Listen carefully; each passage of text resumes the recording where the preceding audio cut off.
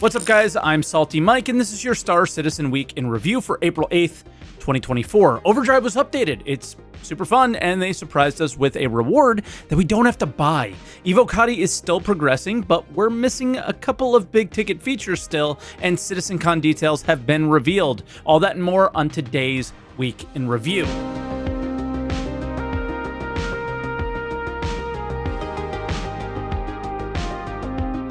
And as always, if this is your first week in review, this is where I take all of the official Star Citizen news each week, put it into one video, and share some of my opinions about it. I also live stream on Twitch, twitch.tv/SaltEMike, every day but Monday, so I can get this video out to you guys. And it starts at 6:30 a.m. Eastern Time. Keep on coming by and letting me know that you guys watch the YouTube channel and you're finally able to watch the streams. I get at least one of you every day, and it's been awesome, so keep it up.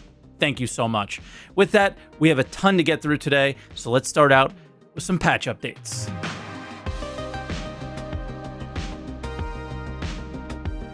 All right, and I want to start out with Overdrive. So Initiative Part 4 was a bit unique. We have to go to comm that Xenothreat had turned off, and we just have to turn them back on. But they're booby-trapped, which is kind of cool, and they're ships that are defending the locations. But there's a twist. Once we did the 3 allotted comm missions, boom, a mission at Security Post Korea spawned, which everybody thought was Phase 5. It was actually Phase 4A. And let me tell you, if the AI ever worked, this mission would have been very hard. You basically have to hack the terminal that you would use to clear your crime stat. There's like a little thing next to it, actually, and you do the opposite. You just prevent Xenothreat from doing whatever they were doing there, but there are waves of Xeno that do not stop coming. Now, this was not the biggest surprise of the event. That was posted on the website. They listened to us. Most players were not happy with the rewards for this event because there was a buy-in. You have to buy something on the website to enjoy this reward. Somebody listened, right? Somebody was listening to us, and I absolutely will say thank you to whoever was.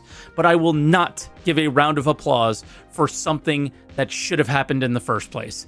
You know, posting this in the first place was insane. And I just hope this is a lesson learned, and the next event, and we've been saying this now for 3 events. 3 events in a row we've been saying, I hope they learn their lesson, and it's gradually gotten worse. But I hope it is an in-game reward focus. Now, a medium armor, while it's cool, you know, Xenothreat armor is pretty cool, a medium armor is not worth 5 or 6 weeks of missions, right?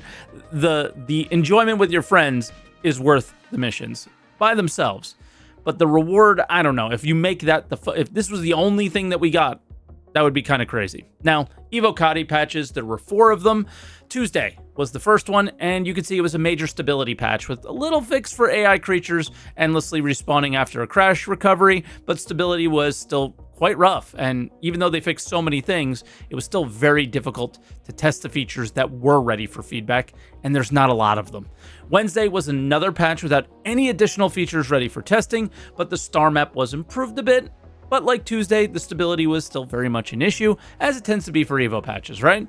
No big deal. This is a normal thing, but it was trying. And I'm just reporting what my experience was here. Not really trying to knock it or anything.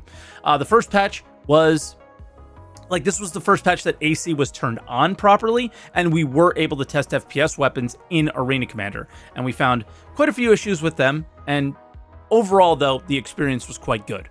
Thursday, as I spoke before, there were a lot of issues with the new water tech that they showed at Citizencon. It was not really looking like they did at Citizencon, and this was an attempt to kind of fix those issues. The big change was to the star map. It actually looks way better with a higher res version, and the text, though, still unreadable.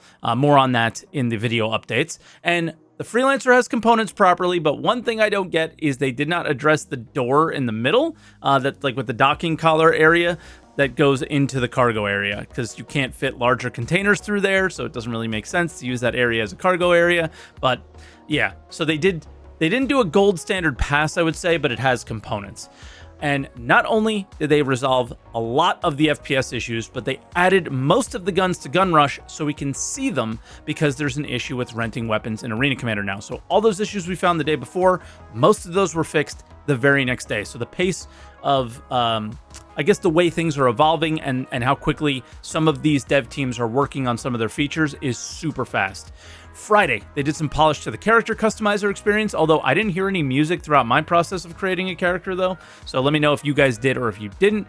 More water sim polish, and this was the first patch that I think it's starting to look okay, so a lot of updates to that, and the ship AI is insanely punishing in Arena Commander. Now, I was using mouse and keyboard, which I'm not used to, but I still struggled way more than I normally would in AC, and it was kind of cool. I don't know if they'll kind of want to keep it this way, as certainly I think they should be opening this up way past Evo before deciding to make any serious changes. It almost feels like what Squadron 42 might feel like on hard mode, something like that.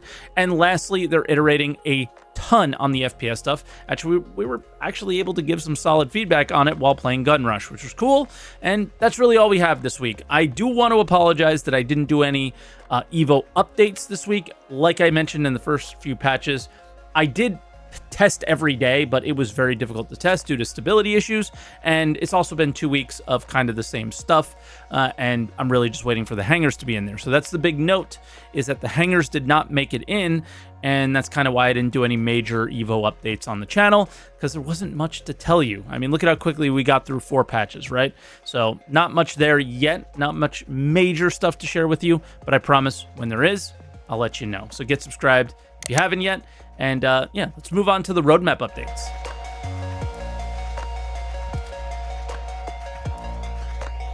All right, and for roadmap roundup, we're going to start out with added to 323 release view cards. And we've talked a lot about these in the last 2 weeks, but the Copian and Marok are the cards on 323. That's really it, as well as the missions to locate and farm those horns.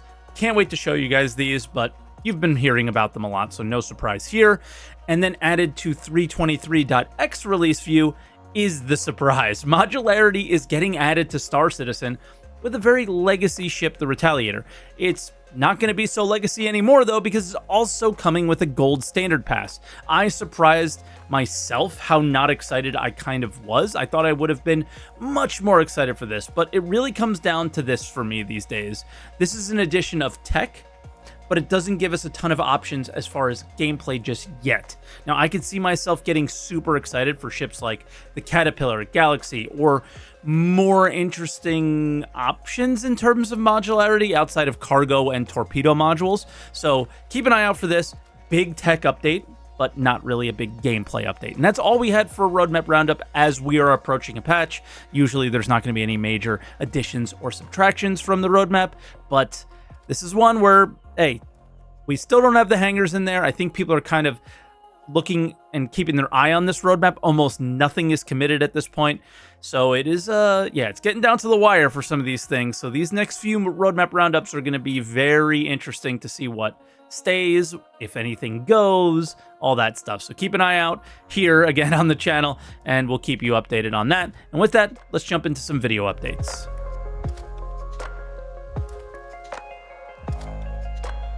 All right, and we had an Inside Star Citizen titled Maps and Apps, and to start off, they give a general theme of what the work that was done to the Mobi-Glass.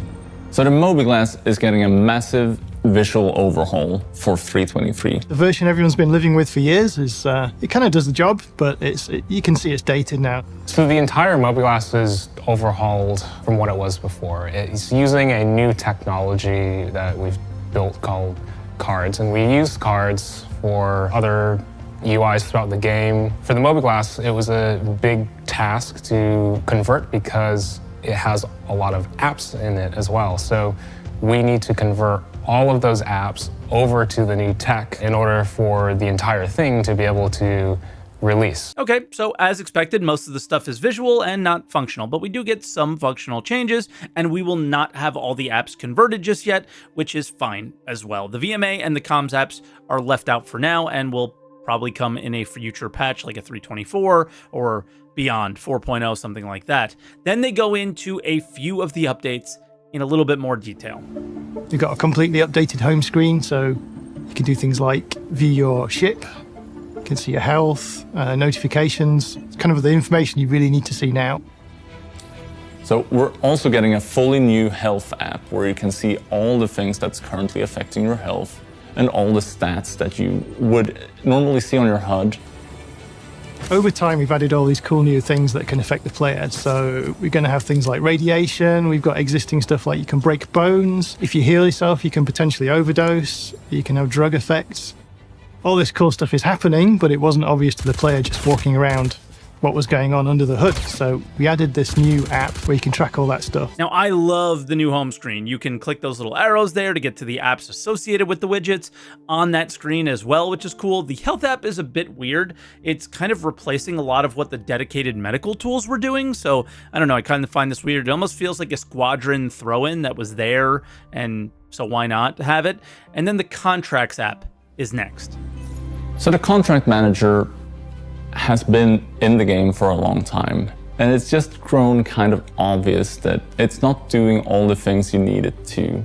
All the functionality is essentially the same internally, but it needed a visual polish, and also the user experience needed bringing up to date. So there's some new features like you can toggle between illegal missions, you can see what the rewards are going to be ahead of time. So no more randomly getting attacked by the police, hopefully. It's probably your fault anyway. So the tabs are a bigger improvement than I kind of expected they would be since I've been using them. They stay open as well, which is kind of cool. So if you prefer, let's say, mercenary missions and you don't really like salvage missions, you can keep the salvage tab closed and only see the details and updates or new versions of missions for the types that you like. So that's pretty cool. And the next app is one that everyone is talking about right now. So opening up the star map for the first time in 3.23, you're gonna realize that the star map is not just the star map anymore. It's the everything map. It's now called Maps app rather than Star Map. And why did we change it? Because we now have the interior map, so this shows like your local area, as well as sort of zooming out and showing the star map. So what is the interior map? It's a bird's eye view of the current environment. It's a really cool 3D map. So instead of just having a top-down view, this is showing you the actual level. And it's presented as a fully schematic 3D view in which you can find every relevant point of interest, such as a shop, transit station, hospital, and the like. You can get them for ships, for landing zones in 3.23. In future, we'll expand on that and add it to more areas. Now, this has been one of the highlights of the Evo patches for me. They have shown even more functionality here. There's a lot more explained on the show, but most of it has been said for a while. So please check out the link in the description below for the full details on all the functionality of the map, because yeah. And that was just the local map, but then they touch a bit more on the star map as well. So Star Map. Star Map is vastly improved. The main thing we wanted to change was make it a nice user experience. So everything in there has been overhauled. When you open your map, you'll first of all be confronted with your local area, so you'll see what room you're in and what's close to you. But you can also zoom out and you will see the universe open up in front of you as you zoom out. From here we can see the entire verse. We can see all the planets. Space stations, Lagrange points, all of that good stuff. You can then click on any of those markers and you will be automatically panned and zoomed into them so you can see a little bit more detail about them. If you've zoomed in on a planet, for example, you can zoom in a little bit more and you can start to see the surface locations. So you can see towns, outposts. You get all the information you need about them. We're adding this new system where you can see all the amenities that are available at that location. Now, most of this stuff we saw at Citizencon, and as you can see, the readability isn't fantastic. And I will say, Thursday's Evo patch is the one that really improved the detail of the planets. It does look better, but it did not fix that readability issue. And they kind of address it in a forum post. So they know they're working on it. They're calling it a bug, and they'll get there. Now, I have been talking about how awesome this one is for weeks. There are a few things that are new for this new star map that have not been seen in the old star map. The primary one there would be search. So we now have a list of all locations. So there'll be a little drop down in your top left corner. If you open that up, you can see the full list of locations ordered by what is closest to you. And then you can also type any location and it will appear So you could type, for example, L1, and all of the Lagrange point ones would appear. So this allows you a lot more flexibility to finding what you're looking for when it's not as sort of, immediately right there when you're at the current view. So you can go all the way across the solar system to look at something completely different. I love that you get to see the star map search in action. It is so much more useful. I really enjoyed using this. Now, Star Citizen Live, this was supposed to be the highlight of today's show. And this was planned for Friday, but it got canceled. And I have a feeling, this is just pure speculation, that they were trying to get the hangars into Friday's patch for Evo. That is what they were trying to do. That was the plan for Friday. And it didn't make it in. But considering it didn't make it in, they were pushing. They were pushing to try to get it in. Those devs were the ones that we were supposed to be hearing from, all about hangars, all about cargo, all about this stuff, and they canceled. My guess is that's why, and I am so fine with that. What would you guys rather have them do? Talk about the game or work on it? I would rather have them work on the game and try to get these features to everybody rather than talk to a few thousand people that, there's more players that are playing the game than are watching SCLs. Let's be real here. So I think they chose the right priorities, right? That's where I'll leave that. So with that, that's all we have for video updates. Let's go into the other updates.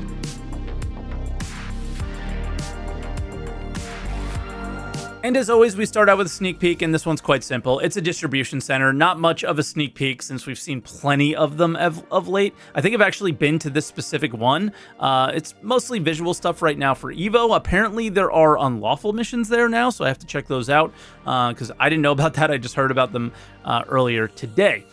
So yeah, distribution centers, you're going to see them. Hopefully there's more stuff going on than currently is at Evo, and I'm sure we'll see that stuff soon. Citizencon. We now have an official date for Citizencon. It'll be on October 19th and 20th, and I guess also on the 18th will be a special event, and the description here implies more than one system being shown, I think. I'm, again, purely speculating, and I mean, surely they won't be pyro-themed again. That's kind of my feelings here, is that maybe we see Nyx, maybe we see other systems that might be in the works. We've seen pyro for many years now, right? It doesn't mean that these systems have to be done, but they could kind of show us the idea of what they want to do with these systems, maybe. That's my expectations really for Citizencon there. And we have to assume it will be a squadron-focused event as well, right? There are two ticket types, a standard ticket and a premium experience one. The regular ticket gets you access to the event, a swag bag, and digital Citizencon goodies. If you went to Citizencon last year, very similar would be my guess. The premium experience seems pretty insane. There'll be a gala that's implying maybe squadron actors that will be there or something, as well as tours of the brand new studio. And as for getting tickets, good luck. It was insane last year. I think every premium one was sold out within 30 seconds. Concierges and subs will get access to the tickets starting on April 11th, which is this Thursday, at the times on the screen, and the general sales will be the next day in waves. I'm not sure they'll run out of tickets for the general sales, as this building can hold almost 11,000 people. So after a quick Google search, I found that. So I imagine there will still be tickets left after the initial sale. Similar to last year, they were pushing ticket sales forever. All in all, I'm super hyped for Citizencon, and I will be covering it on my Twitch channel again this year. And I talked to Level Cap. It looks like he's going to be back as well, and maybe we'll mix a few other people in. It should be a lot of fun. So, yeah, check out the Twitch channel. Get followed over there if you want to follow any Citizencon stuff in October. But that's 7 months away. Subf Flare. They might have actually listened to some of the feedback here, as they were offering very little to the $10 subs for the last few months and a lot to the $20 subs. But the $10 ones get two things this month: a ship paint for the hull A and a water bottle, which is kind of cool. Now the $20 subs get a bigger ship skin, a hull C ship skin, and honestly, such a cool thermos thing. It's a Quantanium canister. It's wild. But if you're a $10 sub and you want to actually get this, it's going to cost you $13 because they come only as a bundle, which kind of sucks. I would love to buy the thermos by itself. And lastly, the store-only item is skins for the hull A and hull C. They're pretty basic, nothing crazy there. And that'll do it for this week. So thank you so much for watching. Again, little concerns about Evo and the pace of which features are coming in. because, hey, features can be broken in a wave 1, but we really hope those features are there. And there's a couple key features like the hangars and cargo stuff that just aren't yet. So it's kind of freaking me out just a little bit. I don't know if you guys are getting freaked out. Let me know down in the comments. And yeah, get subscribed here if you haven't yet. And leave a like on the video if you guys have been enjoying the weeks in review. I've certainly been enjoying making them. So many cool comments about the, I guess, the progression of week in review or the quality of it. So if you guys are enjoying the quality of it, make sure you leave a comment down below, because my editor Biggs has been doing these for the last few months, I think. And yeah, he reads all the comments and has been really enjoying all the love that he's been getting, and he deserves it. So thank you once again this week for watching, everybody, and I will catch you next week.